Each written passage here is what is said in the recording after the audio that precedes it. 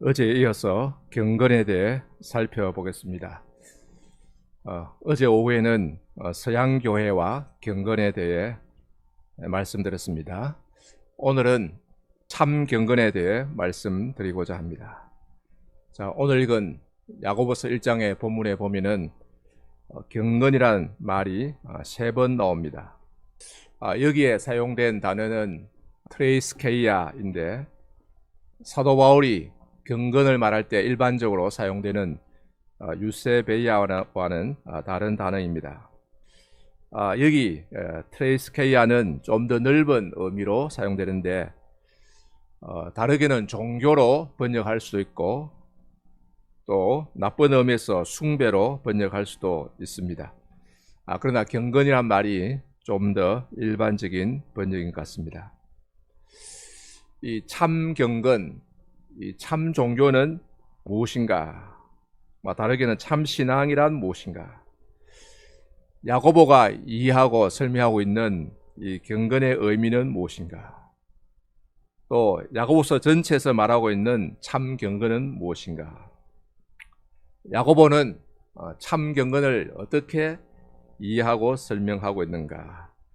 이에 대해서 살펴보고자 합니다. 야고보는 이에 앞서 먼저 헛된 경건은 무엇인가에 대해서 말하고 있습니다.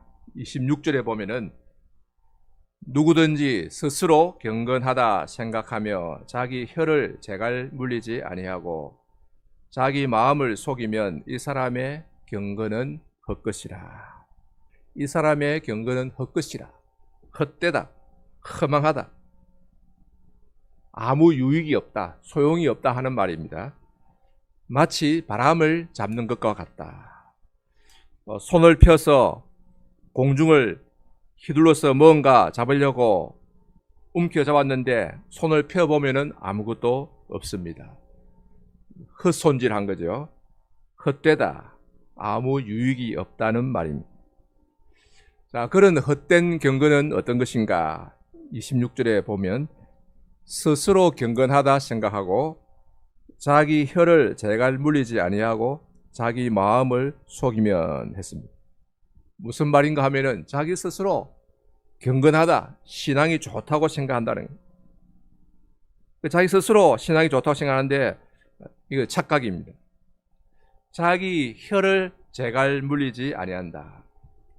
이 혀를 많이 놀린다. 말을 많이 한다. 쓸데없는 말, 공허한 말을 많이 하면은 그 사람의 경건은 헛것이다.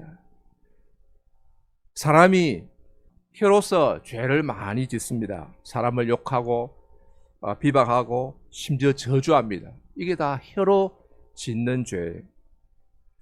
그래서 야고보는 이렇게 말합니다. 혀는 쉬지 않아 하는 악이요 죽이는 독이 가득한 것이라. 한 입에서 찬송과 저주가 나오는도다. 한 입으로 하나님을 찬송하고는 또 형제를 저주한다. 어떻게 한 셈이 단물과 쓴물을 낼 수 있게 되냐, 이렇게 책망하고 있습니다. 따라서 경건이라 하는 것은 먼저 혀를 제어해야 된다. 말을 조심해야 된다. 말을 절제해야 된다 하는 것입니다.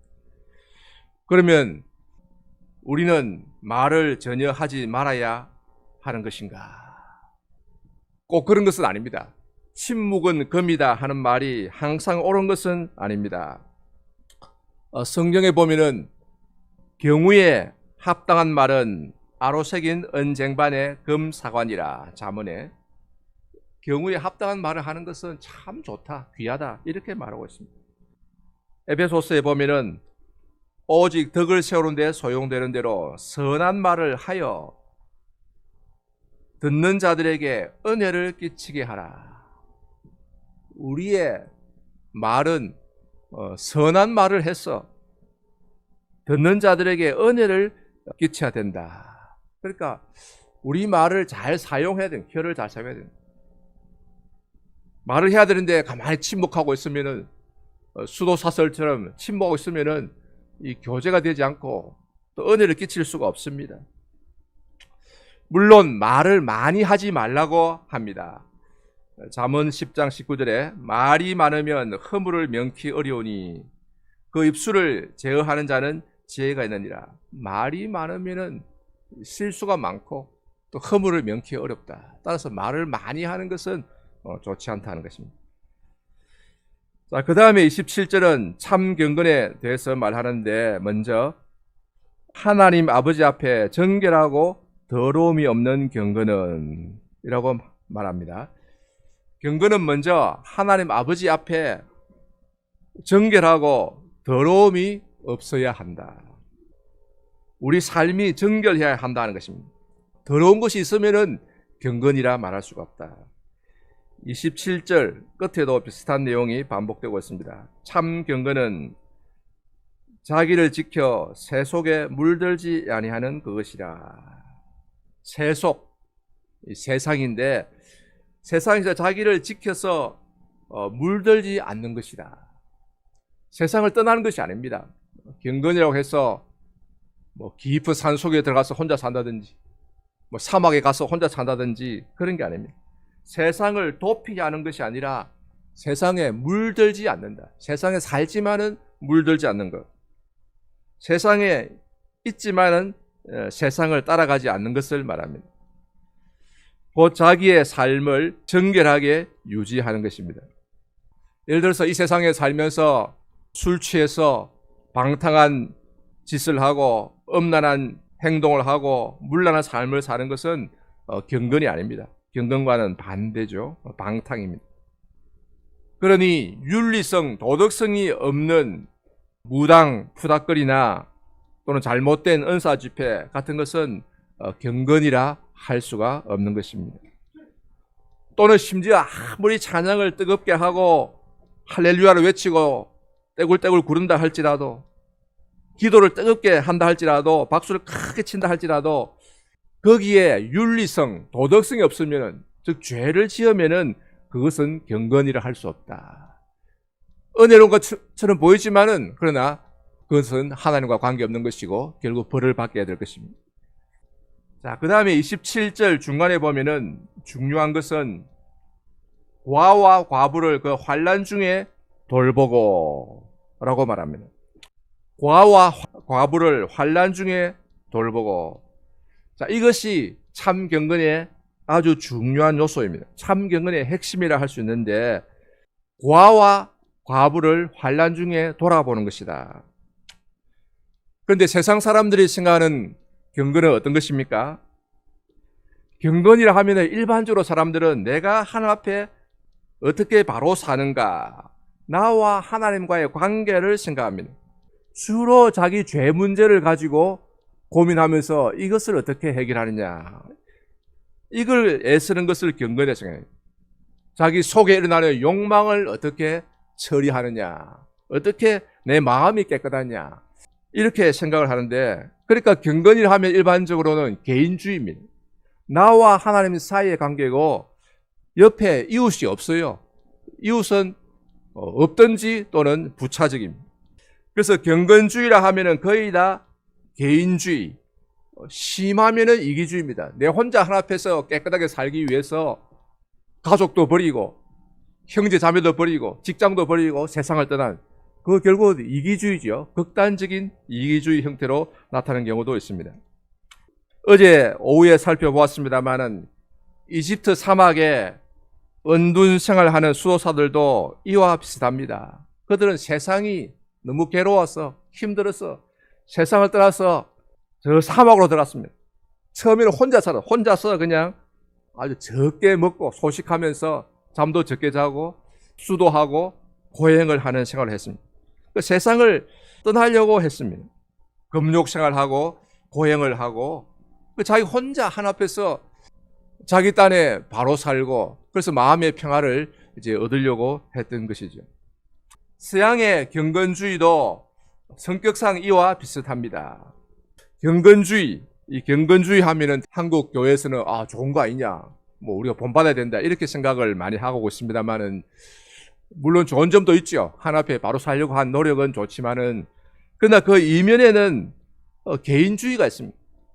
늘 자기가 하나님 앞에 얼마나 깨끗하게 경건하게 살 수 있을까 그걸 생각합니다. 그 방법은 대개 성경을 읽고 또 기도하고 그것도 묵상하고, 그 다음에 이제 서양교에서 나타나는 특징이 이제 관상이라 하죠. 침묵하는 겁니다. 가만히. 이게 문제입니다. 이게 문제인데 지금 한국 교회에 지금 밀려 들어오고 있는데 카톨릭적입니다. 결국은 그게 이제 가만히, 그게 영지주의에서 나온 것이고 신플라톤주의 영향인데, 그 하나님이 없어요. 원래 출발은 보면은 플로티누스 같은 사람은 평생에 4번 이런 그 하나됨의 체험을 했다는데, 관조의 경험을 했다는데, 결국은 이제 귀신과 접하는 거거든요. 그 하나님 없는 사람이니까 접신하는 경험을 했다. 그런데 이제 수도원을 통해서 이 관상기도라는 것에 들어가서 가만히 침묵하고 그 하나님의 임재를 체험한다 그러죠. 그 가만히 있으면은 그 임재를 체험하는 게 아니고 자칫하면은 귀신 들릴 수가 있습니다. 위험합니다. 우리는 하나님을 바로 믿어야 되는 거죠. 그런데 대개 경건주의라면은 성경 읽고 기도하고 묵상하고, 그 다음에는 이제 대개 금식을 많이 합니다. 기독교 초기부터 금식, 이 고행, 자기를 괴롭게 하는 거죠. 이런 것들을 보면은 이제 자기 혼자입니다. 개인주의, 나와 하나님 사이, 자기 중심입니다. 제가 네덜란드에서 유학하고 있을 때였습니다. 1990년 전후로 생각이 되는데, 어느 날 친구를 따라서 어느 기도회 모임에 갔습니다. 이제 개혁교회는 기도회 모임이 잘 없는데 이제 특별하게 그런 모임이 있는 것을 이제 소개받아서 어느 가정에 가게 되었습니다. 경건한 사람들이 여러 명 모여서 가정에서 이제 기도회 모임을 하는데, 우선 성경을 읽고 이야기를 쭉 나눕니다. 이야기를 나누고 나서 이제 기도하는데, 그때 기억으로는 이제 빌립보스의 한 구절을 읽고 이야기를 하는데, 어떻게 하면은 내가 하나님께 가까이, 더 가까이 나아갈 수 있는가, 점점 하나님께 가까이 나가는 그것에 대해서 그 사람이 한참 말을 했습니다. 상당히 진지하고 경건하게 보이는데, 내가 하나님께 가까이 나간다. 거기에 이웃이 없습니다. 주위 사람들에 대한 관심이 없어요. 오직 내가 하나님께 얼마나 가까이 나가는가, 그걸 가지고 한참 이야기를 했습니다. 그래서 제가 참 듣다 참지 못하고 한마디 했습니다. 가만히 있었어야 되는데, 왜 그런지 모르겠어요. 그때 뭔가 제가 다른 생각이 막 있었는지 한마디 했습니다. 뜨듬뜨듬 이제 화 안 내도 뭐 능숙하지 못한데 뜨듬했습니다. 지금 이 순간에도 아프리카에서는 수많은 사람들이 굶어 죽는데 우리가 하나님께 가까이 나간다는 게 무슨 의미가 있느냐. 원래 이런 말 하면 안 되는데 분위기 설렁해졌죠. 예. 근데 저도 왜 그런지 모르겠습니다. 그때 뭔가 했던 그런 생각이 확 들었습니다. 물론 이 사람들, 이 네덜란드 사람들이 일반적으로 착하고 훌륭한 사람들이거든요. 그리고 특별히 기도에 모이는 이 사람들은 아주 특별하고 귀한 사람들인데, 진지하고 경건하고 착한 사람들인데, 이 좋은 사람들인데, 그리고 사실은 이 개혁교회 성도들, 이 사람들이 이 구제도 많이 해요. 사실은 선한 일도 많이 합니다. 이웃을 많이 도와요. 대표적으로 전 세계적으로 이제 그 자원봉사단체 그린피스가 네덜란드 암스테르담에 본부가 있거든요. 암네스티 인터내셔널 런던에 본부가 있지만 네덜란드와 같이 합니다. 뭐 그 외에도 국경 없는 의사회라든지 뭐 이런 본부가 어디 스위스에 있는지 모르겠습니다만, 그 이 국제단체에 보면은 네덜란드 사람들이 굉장히 활약을 많이 해요. 사무총장은 거의 네덜란드 사람들이 차지하고 있습니다. 왜냐하면 언어가 영어, 독어, 뭐 불어 이래 다 되니까 대개 이제 주요 요직은 사무직은 이제 네덜란드 사람들이 맡아서 하는 경우가 많아요. 뭐 그 외에도 아프리카의 심장병 어린이를 위해서, 말라리아 퇴치를 위해서, 그 자원봉사단체가 막 수백 수천 개가 됩니다. 그리고 열심히 가정가정 돌아다니면서 그 모금을 해요. 모금을 다 해가지고 돕는데, 전에 이디오피아의 대기근으로 뭐 수백만 명이 굶어 죽을 때, 어린 사람들 잘 모를 겁니다. 나이 드신 분은 알 텐데, 그때 이제 참 대단한 에티오피아 대기근이 있었는데, 그때 이제 네덜란드에서도 모금을 하루 종일 모금했습니다. 그 독일에서도 하루 종일 모금했는데, 독일은 네덜란드보다도 훨씬 더 큽니다. 그죠? 그 당시 수도였는데 뭐 3배, 4배 크지요. 근데 독일에서 모금한 액수보다도 그 3분의 1, 4분의 1밖에 안 되는 네덜란드에서 모금한 액수가 더 많았다는 거 아니겠습니까? 그 정도로 열심인데, 그렇지만은 문화 자체가 이 자기중심주의. 한편으로는 참 훌륭하지만 다른 한편으로는 자기중심주의다. 에고센트리즘이다. 자기중심의 바탕 위에서 선한 일을 한다는 거죠. 이것이 서양 문화입니다. 서양 문화. 데카르트가 말하기를 나는 생각한다. 고로 나는 존재한다. 서양의 합리주의의 뭐랄까요? 바탕이랄까요? 기초로 이렇게 보고 있는데 나는 생각한다. 고로 나는 존재한다. 그런데 가만히 생각해 보면 이것은 극단적인 자기중심입니다. 어떻게 내가 생각하기 때문에 존재합니까? 내가 존재하기 때문에 생각하는 것이지. 그래, 이것은 이제 자기중심이에요. 굉장히 자기중심이고, 옛날에 우리나라의 유교의 할아버지가 들었으면은요, 담뱃대로 데카르트 머리를 땡 때릴 것입니다. 어디 너는 부모도 없고 형제도 없느냐? 부모가 있고 그 다음에 내가 있는 것이거든요. 부모가 나를 낳으셨고 그 부모도 모르고 형제도 없는 이런 사람을 호로자시라는 굉장히 이제 큰 욕이지요. 우리 유교 사회에서는. 그래서 이게 서양의 이제 데카르트에게서 이제 물론 이것은 방법론이라 의심을 통해서 뭐라 하긴 하지만은 그 나름대로 또 말을 하지만은 그러나 굉장히 극단적인 자기중심, 개인주의입니다. 그 전에 사실 이미 헬라 문명 자체가 개인주의고 이기주의입니다. 이 에게를 중심으로 이렇게 무역을 하니까 장사를 하니까 인간 중심이에요. 인간을 하나의 신격화하는 거죠. 그것이 고스란히 이제 녹아 있는 것이 올림픽 정신입니다. 사람을 계속 신격화하는 거예요. 얼마나 내가 빨리 달릴 수 있고 멀리 뛸 수 있고 높이 뛸 수 있는가. 그 인간의 능력을 이제 우상화하는 거죠. 중세 천년 동안에 이 개인주의, 이기주의가 좀 약해졌다고 생각되는데 왜냐하면 농사를 이제 지으니까 농사는 이제 집단이 중요합니다. 그러나 르네상스를 겪으면서 다시 개인주의가 부활했다. 이렇게 생각됩니다. 르네상스는 헬라 문화를 다시 부흥시킨 것입니다. 동로마 제국이 이제 오스만에서 무너지면서 많이 이제 동쪽의 사람들이 이 헬라어를 쓰는 그 사람들이 많이 이제 서쪽으로 들어오게 되고 이탈리아로 들어오게 되고 문예 부흥이 일어나게 되는데 그 헬라 문화의 그 핵심은 인본주의입니다. 사람을 중심으로 사람이 만물의 척도다. 인간이 만물의 척도다. 인간을 중심에 두는 것입니다. 휴머니즘이라고 하는데 휴먼 이게 바로 사람한테죠. 사람, 인간이라는 인간. 사람을 중심에 두는 거죠. 그 전에 중세는 어쨌든 하나님이죠. 하나님.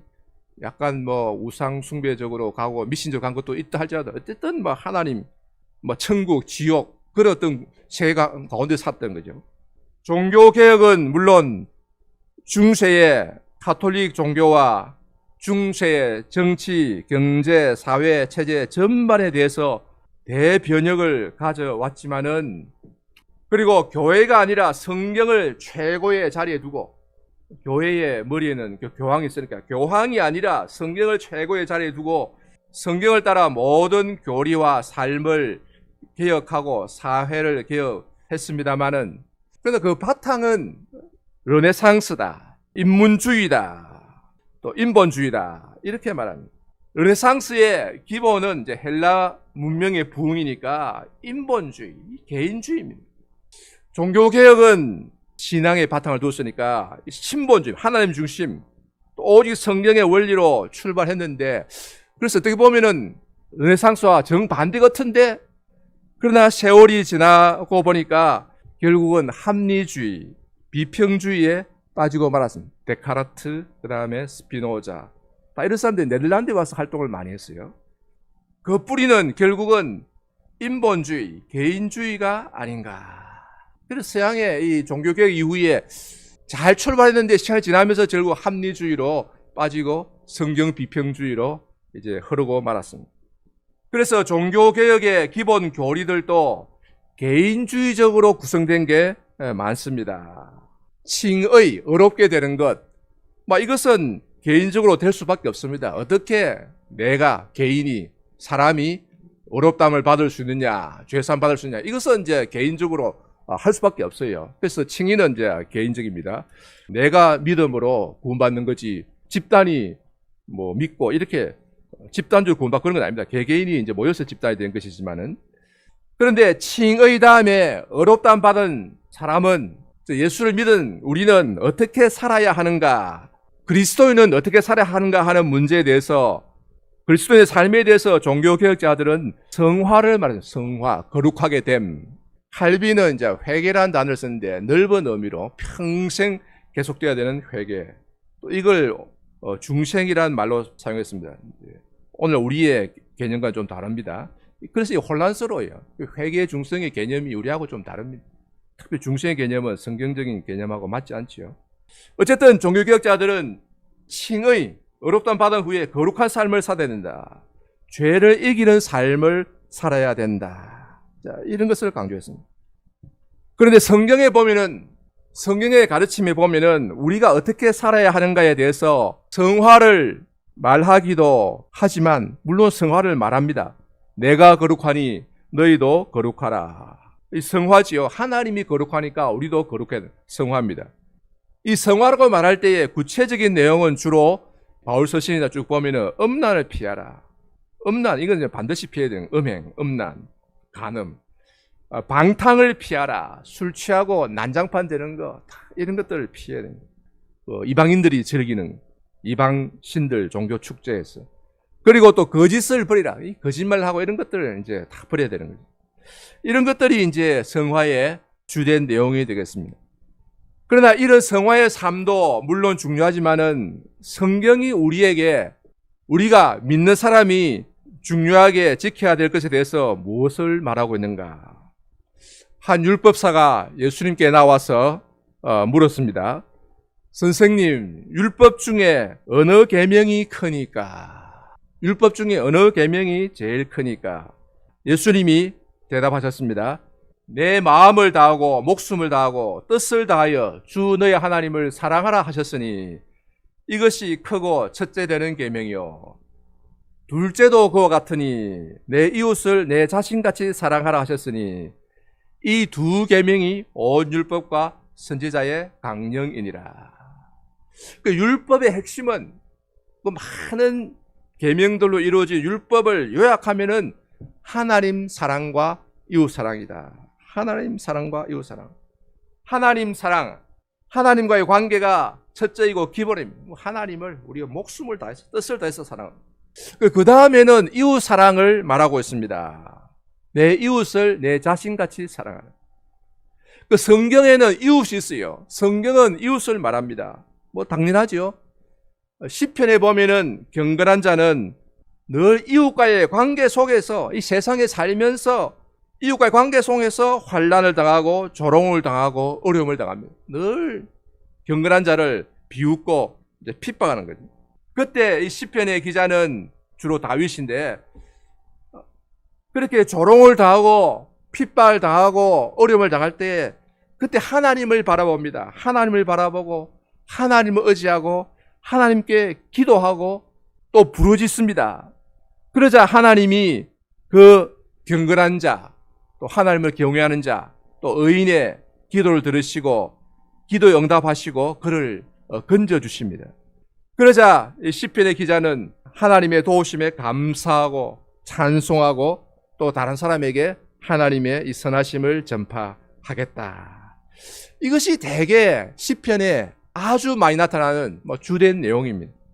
그러니까 시편의 이 저자는 이 다윗은 혼자가 아니고 사막에서 혼자 사는 것이 아니고 이웃과 함께 살면서 그 가운데서 어려움을 당하고 또 하나님의 도우심을 구하고 도우심을 받습니다. 그 외에도 구약의 율법과 선지서들은 다 우리가 사람들 가운데, 백성 가운데 살아간다는 것을 전제하고 말합니다. 시편과 잠언도 다 그렇게 말합니다. 유대 사회 전체가 민족 중심이에요. 지파 중심이고 가족 중심입니다.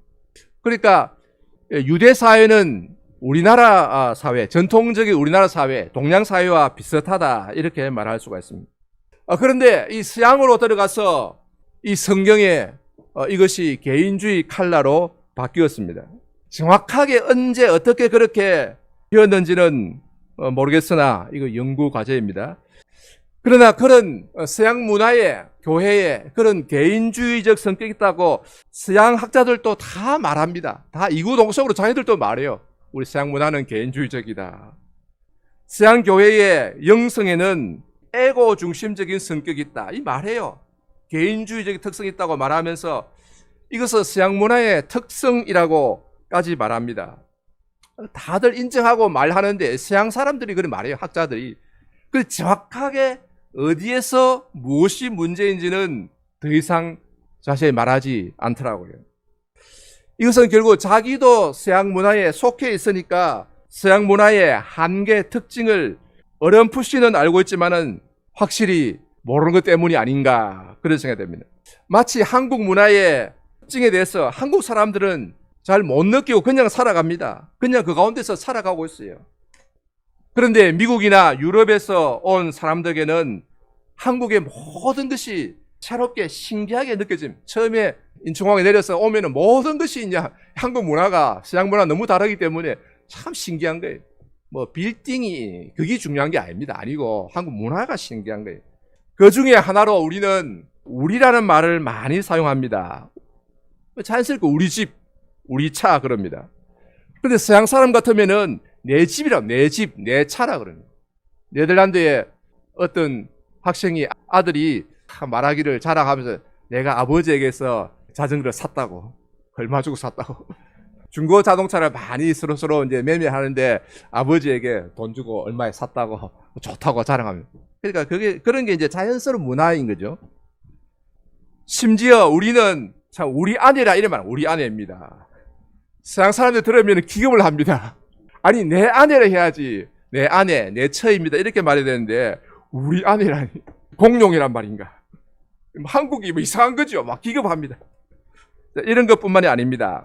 우리는 음식을 먹을 때 접시 여러 개의 반찬을 담습니다. 중간에 접시를 쭉 두고 반찬을. 밥은 각각 따로 하는데. 그리고 가족들 둘러 앉아서 같이 먹습니다. 전통적으로는 김치, 나물, 생선 다 같이 이렇게 찍어 먹고 찌개는 다 같이 또 떠서 먹습니다. 그런데 서양 사람들은 이제 이런 것을 도무지 이해할 수 없습니다.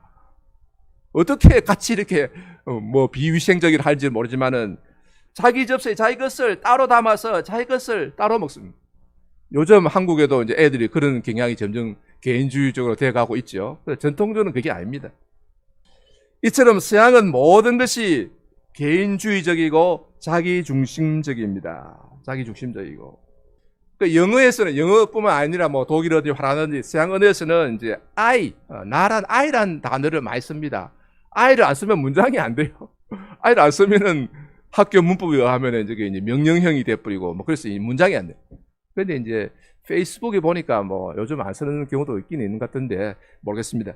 그 I는 이제 기본적으로 써야만 문장이 되게 되어 있습니다. 근데 우리나라에서는 내가 이렇게 말하면요. 쓸데없이 내가 이렇게 말하면요. 옛날에 할아버지 있으면 일단 담배 들어 머리 탁 때립니다. 금방 치다. 어디 내가. 이 내가란 말을 이렇게 하면 안 되는 거예요. 주어를 생략하든지 아니면 우리가 하든지 정 말을 하면 저가, 제가. 저란 말은 원래 3인칭인데 둘러서 말하는 거죠. 내가를 말하면은 금방 치다. 어디 머리에 뭐 이렇게 하면서 이제 야단을 칩니다.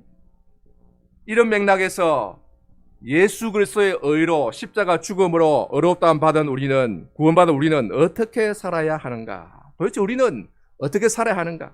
서양 교회에서는 이 개신교에서는 이제 성화를 말합니다. 거룩한 삶을 살아야 된다.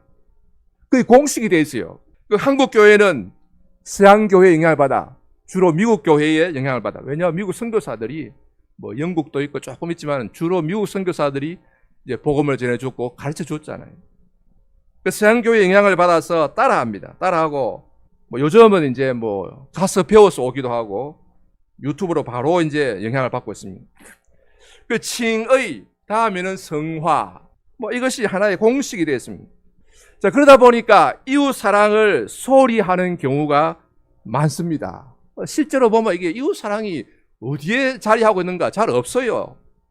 네덜란드의 유명한 개혁주의 계통의 교회학 책이 있는데 우리 성 목사님도 거기 가서 공부했고 거기 참 귀한 교수님들이 쓴 책이 있는데 이 세상에 어떤 교회학 책보다도 저는 지금 좋다고 보고 자주 참조하는데 거기 책에 보니까 칭의 다음에 구원이라는 항목에 장에서 칭의 다음에는 성화를 다루고 그 다음에 견인, 성도 끝까지 이제 견인한다, 인내한다, 견인을 다루고 그리고 끝입니다.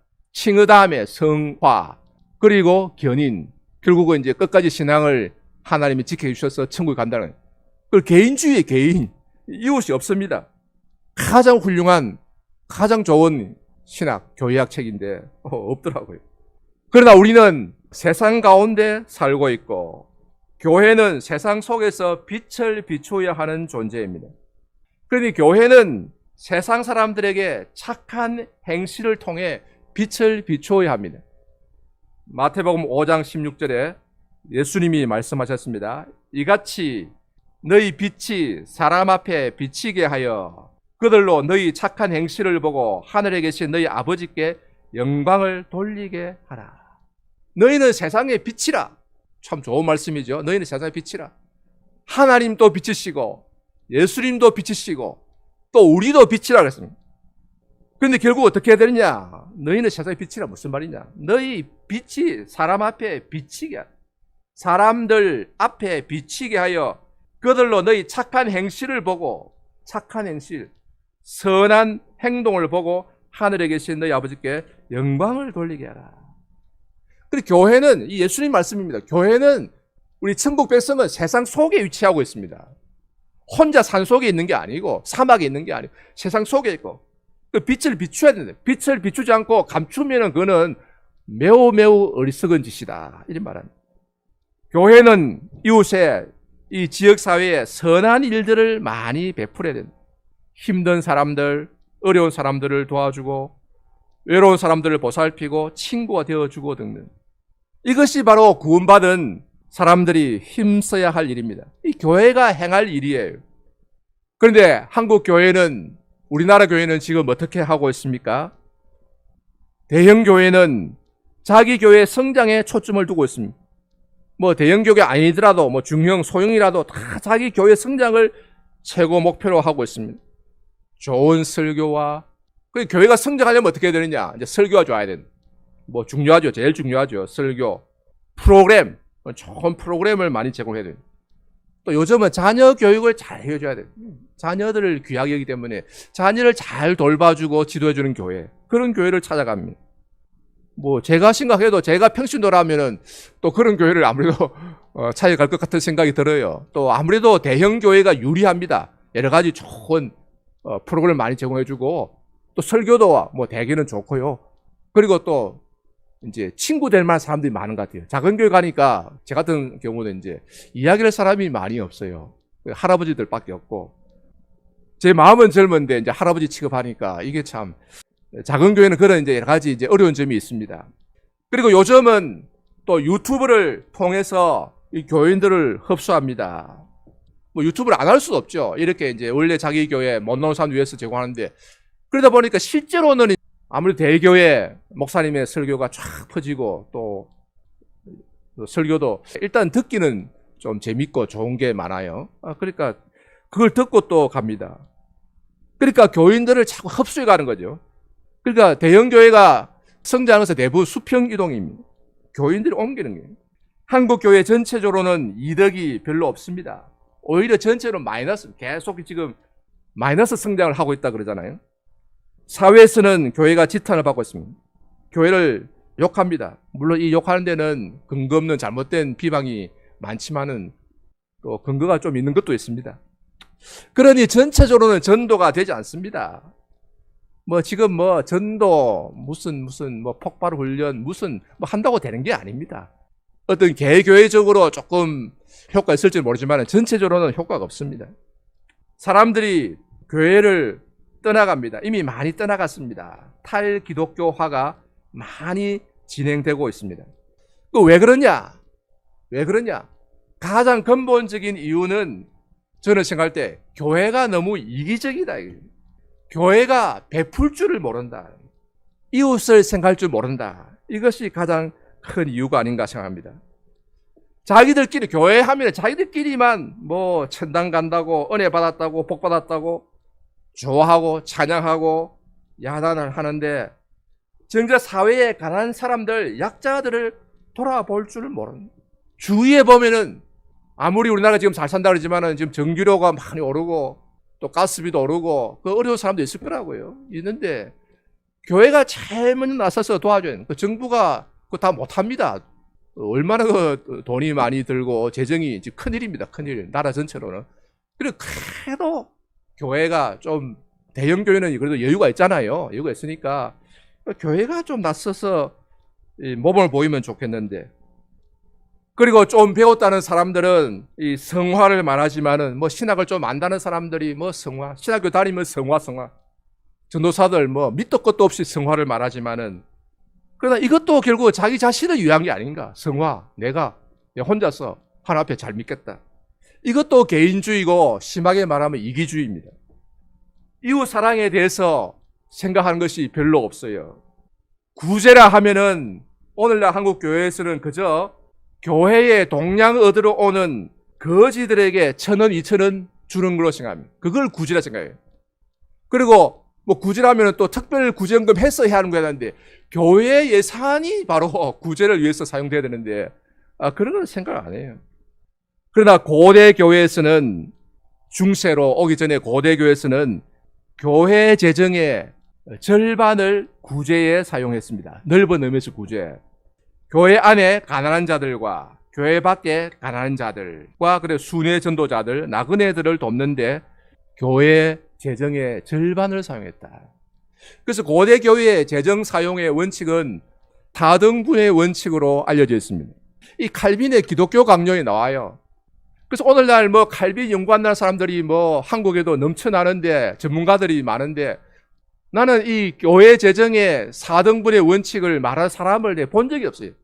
그래서 제가 기독교보에도 한두 번 쓰고 그걸 조금은 쓴 거 있는데 칼빈의 기독교 강요 제4억은 4장 7, 8절에 나오는데 교회 예산을 4등분을 나누어서 하나는 교역자 생활비에 쓰고 교역자들 생활비에 쓰고 하나는 교회당 유지 보수에 쓰고 또 하나는 교회 내 가난한 자들 구제하는 데 쓰고 이제 나머지 하나는 감독에게 주어라. 감독은 이제 그 도시 전체를 지도하는 사람인데 감독에 주는데 이것은 이제 개인적으로 사용하는 의미가 아니고 감독이 자기 생활비 쓰고 그 다음에 나그네를 대접하는 데 사용하라. 순회 전도자들이 이리저리 다니니까 그러니까 이제 어떻게 보면은 개교회 차원을 넘어서서 하나의 시찰의 차원 또 노예 차원에서 여러 가지 이제 순회 전도자들 그 다음에 나그네들 이제 이래저래 무슨 용무로 여행하는 사람들 기독교인들이 그럴 때 그런 사람들을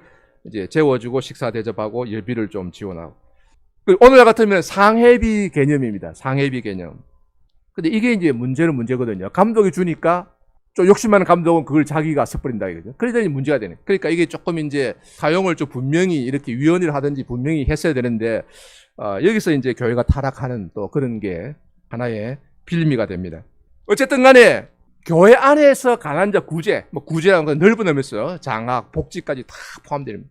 그리고 교회 바깥에도 또 이렇게 여기에 선교까지 포함됩니다. 전도, 선교, 상해비 뭐 이런 거 포함해서 어쨌든 구제와 전도와 선교와 상해비를 포함해서 교회 밖으로 지출되는 것이 재정의 약 절반 정도. 뭐 정확하게 50%가 말할 수 없지만 4등분 나누어서 2등분은 그거다 이거죠. 이 원칙이 지켜지는 동안에 교회는 건전하게 발전을 했습니다. 고대 교회가 발전했습니다. 그러나 이 원칙이 무너지면서 이제 감독이 그걸 이제 사치하고 또 교역자들이 교권을 부리고 교리 싸움에만 치중할 때에 기독교회는 그만 이슬람 세력에 먹히고 말았습니다. 이슬람이 우리가 볼 때는 이게 교리는 엉망이거든요. 엉망이고 구약 성경을 가져가서 짜집겠는데 우리가 볼 때는 야곱 이야기와 요셉 이야기가 서로 뒤죽박죽 돼 있어요. 그 뭡니까? 마호메트가 그 글자를 몰라가지고 들은 대로 이렇게 하다 보니까 들은 대로 불러주다 보니까 이야기가 뒤죽박죽 돼 있고 엉망인데 그렇지만은 강조하는 것이 구제와 형제 사랑입니다. 이 이슬람은 아주 구제를 많이 하고 나누고 말이에요. 형제 사랑을 강조하는 이 이슬람에 의해서 순식간에 기독교 세력이 넘어가고 말았습니다. 칼이 무서워서 강제로 넘어간 것도 뭐 있겠지만은 대부분은 자발적으로 넘어갔다고 해요. 시사하는 점이 많습니다. 우리가 생각해야 될 점이 많습니다. 교회가 이웃 사랑을 등한히 할 때에 사회로부터 지탄을 받고 교회가 약해진다 하는 것을 알 수 있습니다. 지금 한국 교회가 그러한 시점에 와 있는 것이 아닌가 염려가 됩니다.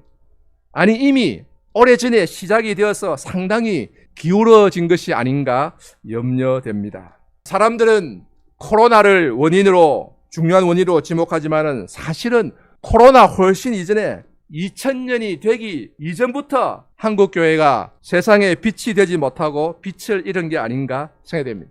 이 복음이 우리나라에 처음 들어왔을 때는 정말로 이 복음이 우리 무너져가는 구한말 민족의 빛이 되었습니다. 교육을 하고 또 병원 치료를 해주고 그리고 우리 민족에 희망을 주고 그래서 사람들이 이제 이 서양 선교에서 전해주는 그 복음을 믿고 예수를 믿고 교회가 발전한 것이 지금은 그렇지 못합니다.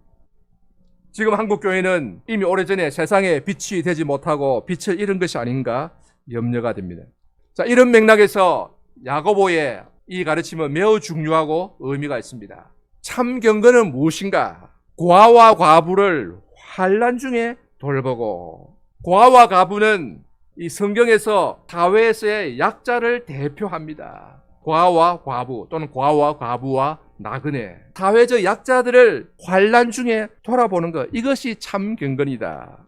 여러분 수도원의 경건을 생각해보면 수도원은 주로 자기의 내적인 문제 심리적인 문제 늘 마음속에 무슨 죄가 일어나는데 이걸 어떻게 해결하냐 해결 못하지요. 죽을 때까지는 하이델베르크 요르분답은 죽어야 죄가 소멸된다고 했습니다. 실제로.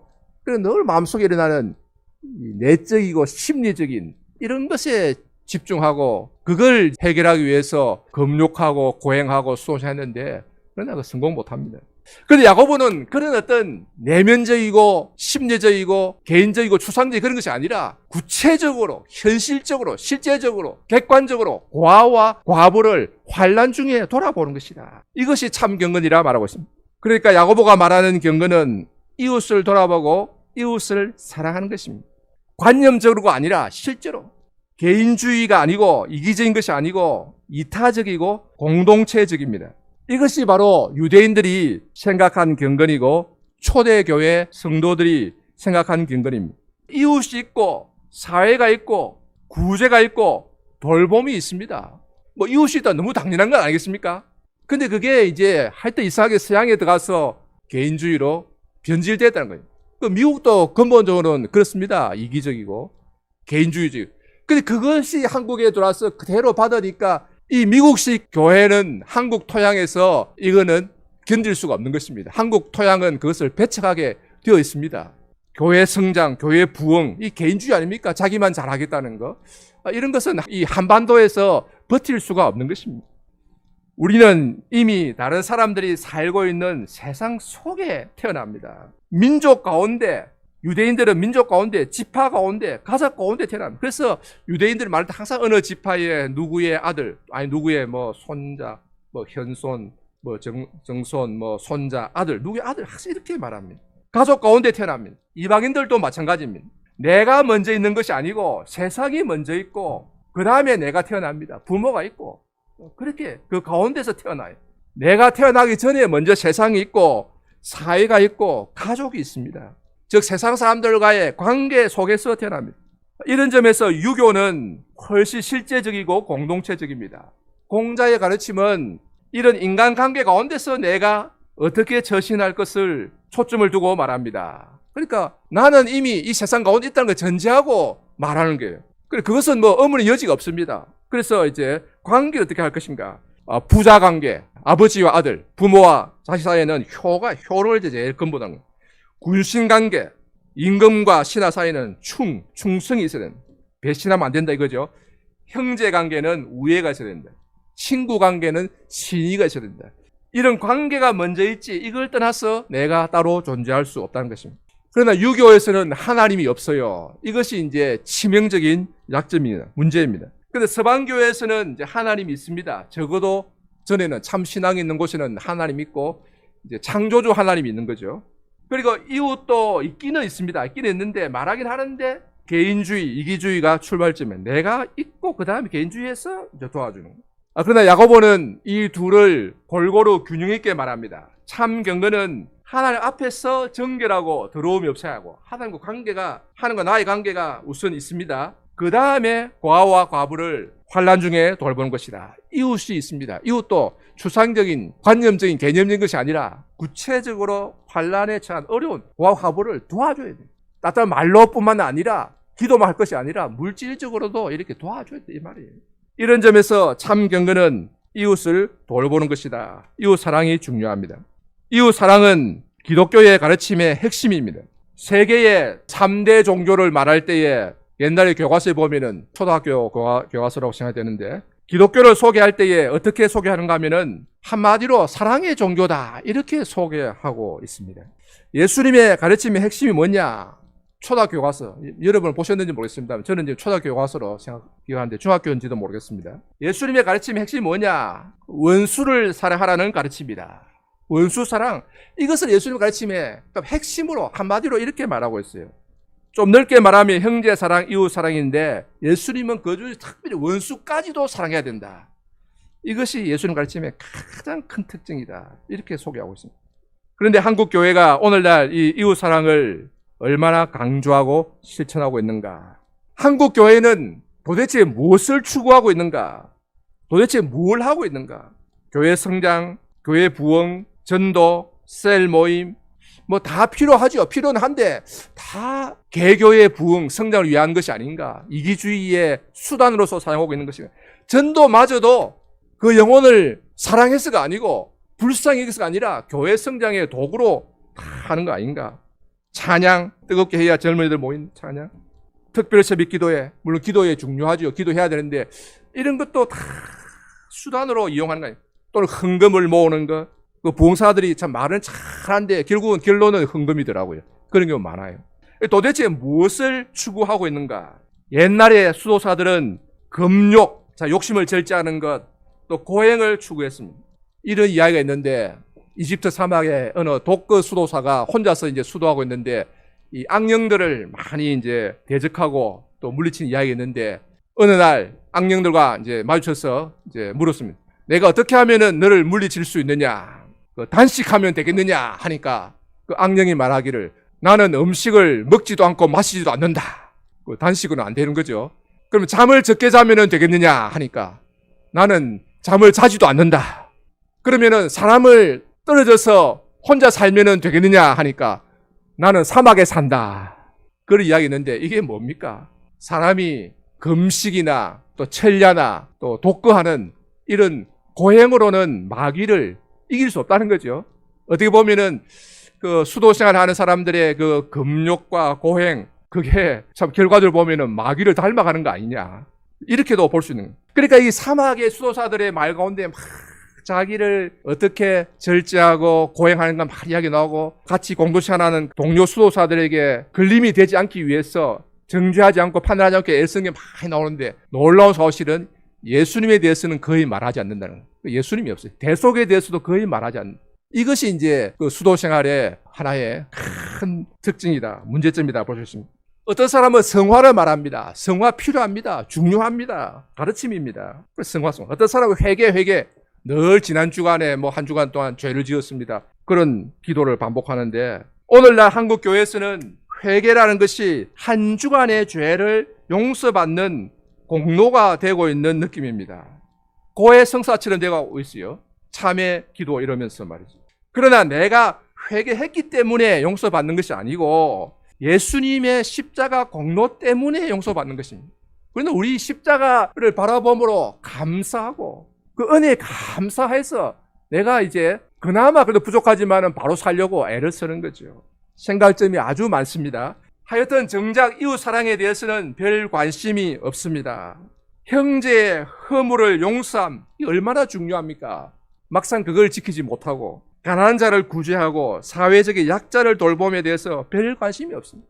지금 같은 한국사회, 제가 학교에 있을 때는 이제 학생들이 그렇게 말합니다. 만약 내가 서울의 대형교회 담임 목사라면은 3천억을 들여서 교회당 짓는 그런 프로젝트 대신에 1,000억 원을 떼서 전기료 난방비 못 내는 사람들한테 나눠주고 1,000억 원은 젊은이들 장학금으로 내놓고 또 뭐 1,000억 원은 사회에 뭐 독거노인이라든지 이런 사람들에게 나눠주겠다. 물론 이루어질 수 없지만은 그냥 그 정신을 한번 말해본 것입니다. 그렇게 대형 교회들이 쫙 났으면은 그럼 그런 교회가 그 예배당이 없는데 그냥 두겠습니까?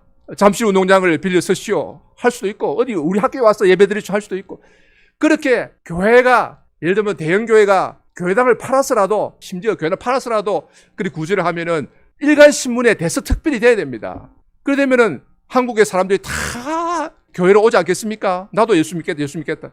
그래 우리나라는 복음화 되고 기독교 국가가 벌써 된 거예요. 이런 것을 왜 생각하지 못하는가? 자기 교회, 교회당 건물, 물질, 재정, 그 욕심을 부리니까 결국은 사람들은 떠나간다. 그러나 야고보는 참된 경건에 대해 말할 때 고아와 과부를 돌보는 것에 대해서 말합니다. 사회적 약자를 돌볼 것을 말합니다. 이것은 단지 고아와 과부를 돌보는 것에만 그치지 않고 야고보서 5장에 보면은 사회 경제 관점에서 부자들이 추수하는 품꾼에게 품삯을 주지 않고 박해하는 불의에 대해서도 강하게 책망하고 있습니다. 요즘 같으면은 뭐 기업가들이 근로자들에게 월급을 주지 않고 압제하는 것에 대해서도 강하게 책망하는 것입니다. 이 사회적 불의에 대해서도 그렇게 하면 안 된다. 책망하고 있습니다. 참된 경건은 자기 혼자만 또 개인적으로만 또 내적으로만 심리적으로만 만족과 평안을 추구하는 것이 아니라 사회적 약자들을 돌아보고 나아가서 사회적 불의에 대해서도 관심을 가지고 공의와 정의를 추구하는 것을 말합니다. 참 경건은 첫째로 하나님 앞에서 자기를 지키고 정결하게 하는 것이고 둘째로 그 다음에는 주위의 약자들을 돌아보는 것이다 하는 것을 알 수 있습니다. 이것이 성경이 말하는 경건이고 넓은 의미의 경건이고 참 종교입니다. 그러므로 사랑하는 우리 성도 여러분 모두 하나님께서 우리에게 베풀어 주신 사랑에 감사하면서 우리 자신을 돌아보고 또 자기를 지켜 정결하게 하고 또 우리 주위의 약자들의 관심을 가지고 돌보기를 힘쓰는 성도들이 다 되시기를 바랍니다. 그래서 하나님이 기뻐하시는 참 경건의 사람들, 이 시대에 하나님의 이름을 영화롭게 하는 성도들이 다 되어서 하나님께 칭찬받는 성도와 교회가 다 되시기를 바랍니다. 아멘.